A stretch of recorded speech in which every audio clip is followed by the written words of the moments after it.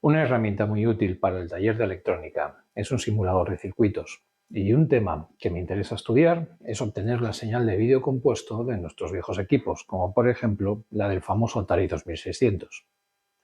Bienvenidos a mi canal, esto es Teclas y Voltios. Al trabajar solo con Linux o BSD, las opciones están un poco limitadas, aunque las hay, sí, pero suelen ser complicadas de manejar y la curva de aprendizaje en algunos casos es hasta desmoralizante. Pero encontré una que me ha parecido muy razonable. Se llama Simulide, usa KDE, lo que causa un problemillo en los entornos Genome, pero nada que impida usarla. El motivo por el que escogí esta es que entendí fácil y rápidamente cómo usarla. Me pareció simple para un principiante. Así que vamos a usar Simulide para construir un circuito que nos dé la señal de vídeo compuesto de un Atari 2600.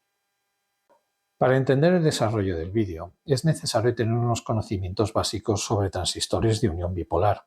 No mucho, pero al menos esos principios básicos. Si términos como NPN, colector, tensión base-emisor, corriente de base, ganancia de transistor no te suenan de nada, entonces se te va a hacer un poco difícil. Si te interesa el tema, hay infinidad de canales de electrónica que explican esos principios acerca de transistores. Quizás hasta yo haga uno en el futuro, ya veremos. Y aquí tenemos el Simulide.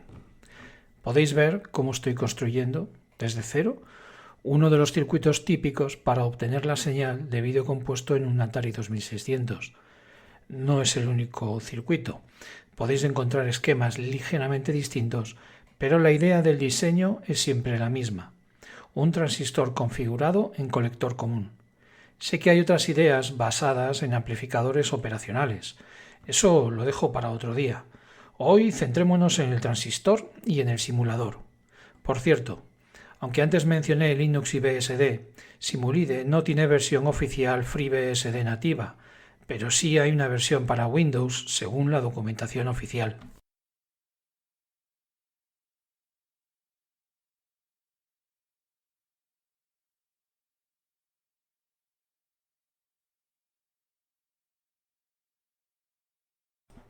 Y ya está, ya tenemos el circuito preparado para su estudio y análisis.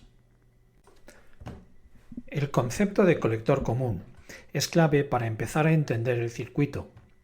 Un transistor en colector común no amplificará el voltaje de la señal de entrada, de hecho lo reduce un pelín.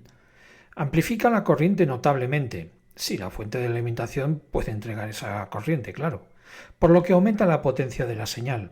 Recordad que la potencia es voltaje multiplicado por corriente. Esta configuración sirve como buffer o intermediario entre una etapa previa, la fuente de la señal original, y la posterior, en la que se consume o procesa esa señal. En colector común, la etapa posterior no tiene una línea directa hacia la señal original. Tendría que superar la unión base-emisor o la colector-emisor y eso, a efectos prácticos, para lo que estamos explicando aquí hoy, no es posible. Sin embargo, si me dejáis mostrar una configuración en emisor común, veis que hay una posible línea desde la etapa posterior hasta la señal original. En la configuración de emisor común tomamos la salida en la entrada colector, mientras que en colector común tomamos la salida en el emisor. Sí, justo al revés. Después de la explicación, veamos la simulación. La alimentación del circuito es 5 voltios, porque eso es lo que podemos conseguir dentro del Atari en sus propias líneas de alimentación. Y la señal original la vamos a configurar a 1 MHz con un voltaje de pico a pico de unos 5 voltios, alrededor de 0. He escogido estos valores no porque sean los reales, sino porque la explicación se hace más fácil. Luego, si es necesario, volveremos sobre estos valores y los cambiaremos. Simulide tiene la opción de colocar un osciloscopio para observar la señal. Colocamos una sonda, la del canal amarillo, en la línea de la señal y ponemos a correr el circuito. Ahí tenemos una señal sinusoidal tal como esperábamos. Como dije antes, esto no es una señal de vídeo PAL, pero para la explicación hagamos que como con el chiste de la vaca esférica, asumamos la simplificación. Ahora pongamos otra sonda, la del canal magenta, en la salida que estará justo entre la resistencia de 75 ohmios y la patilla emisor del transistor. Reiniciamos el osciloscopio y la señal de salida parece recortada, algo va mal. La razón última es que la fuente de alimentación de corriente continua encuentra una línea de vuelta al generador de señal y eso altera el punto de trabajo del transistor. No vamos a entrar en más detalles ahora y vamos directos a la solución, que es poner un condensador para desacoplar el transistor de la fuente de señal y asegurarnos que esa corriente continua se queda en nuestro circuito. Hemos puesto el típico condensador electrolítico. ¿Y ahora qué pasa? Pues ¡boom! Va a pasar. Fijaos cómo Simulide resalta el condensador. Nos está avisando que tenemos un problema de polaridad, ya que, como supongo sabéis, polaridad significa que el lado importa, y los condensadores electrolíticos tienen polaridad. Hay un positivo y un negativo, y en este caso vamos a tener más tensión continua en el lado negativo que en el positivo, y por lo tanto el condensador se verá en la obligación de explotarnos en la cara. Así que reemplacémoslo por un condensador sin polaridad y por el momento ignoremos el valor de ese condensador. La señal de entrada, la amarilla como vimos antes, varía entre 2,5 y menos 2,5, tal y como estaba definida en el generador de señal, no hay sorpresas ahí. Pero la señal de salida varía entre 3,76 y 0. Sigue recortada. Esto se debe a que la combinación entre la señal de entrada, la tensión de alimentación, esos 5 voltios, y los divisores de voltaje, esas dos resistencias, no es la correcta y provoca que el transistor trabaje en un punto inadecuado. Repito, es la combinación de esos tres factores. Pongamos otra sonda, la de color blanco, en la base del transistor y veamos qué está pasando ahí. La base está fluctuando entre un pico de 4,46 y menos 0,54.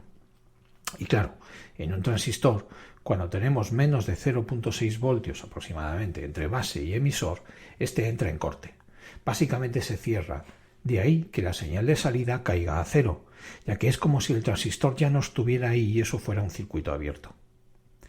La señal de entrada, que cambia entre 2,5 y menos 2,5, se sumará, entre comillas, pero no sirve aquí la analogía, a lo que exista en la base. Veamos esto usando Simulide otra vez. Pongamos un voltímetro para medir qué tensión hay en la base cuando no haya una señal. Detengamos el generador de señal y obtenemos 1,802 voltios. Esta tensión es la que viene marcada por la combinación de la alimentación, esos 5 voltios, y el divisor de tensión, esas dos resistencias. Este voltaje actúa como un punto central y la señal de entrada sumará o restará a ese punto central. Y como vemos, si la señal de entrada puede llegar a caer hasta 2,5 voltios, esta resta nos dará un valor negativo, porque el centro está en 1,8, lo que llevará al transistor a corte sin ninguna duda. ¿La solución? Asumiendo que no podemos cambiar la tensión de alimentación, esos 5 voltios, nos queda pues cambiar las resistencias. Lo que hay que hacer es que caiga menos el voltaje entre el divisor 1 y el divisor 2. Bajemos el valor de la resistencia divisor 1 a un K, a un kilo ohmio, y voilà. Pero ahora podemos apreciar que tenemos cierto recorte en los picos, en los máximos. Esto es porque la tensión de base llega a subir más que la tensión en colector. Bien, que nos hemos pasado, pero por arriba. Pongamos ahora una combinación de 2,2 kiloohmios y 4,6 kiloohmios. Y la tensión en base sin señal es ahora de 2,939. Activamos la señal y la salida fluctúa entre 0,03 y 4,89. Perfecto. Hemos visto cómo buscar el punto de trabajo de un transistor en colector común para una señal de entrada y una tensión de alimentación dadas. Y se podría calcular matemáticamente, sin tanto ensayo y error. Pero esta vez, precisamente, me parecía interesante enseñar cómo funciona el simulador. ¿Y ahora qué? Pues ahora deberíamos tratar de averiguar cuál es la señal real de entrada. Y para hacer estas mediciones vamos a abrir un Atari 2600 Junior que tengo en mi colección criando un poco de polvo. Lo abriremos, ponemos la sonda y medimos en ese punto que veis en el esquema, que es de donde sacaremos la señal ya mezclada de sincronía, luminancia y color. Ahora busco esa señal en el osciloscopio. Ahí tenemos los 15 kHz de señal de base de vídeo y vemos unos 2,7 voltios de pico a pico, lo que podría tener sentido, aunque no creo que sea exacto.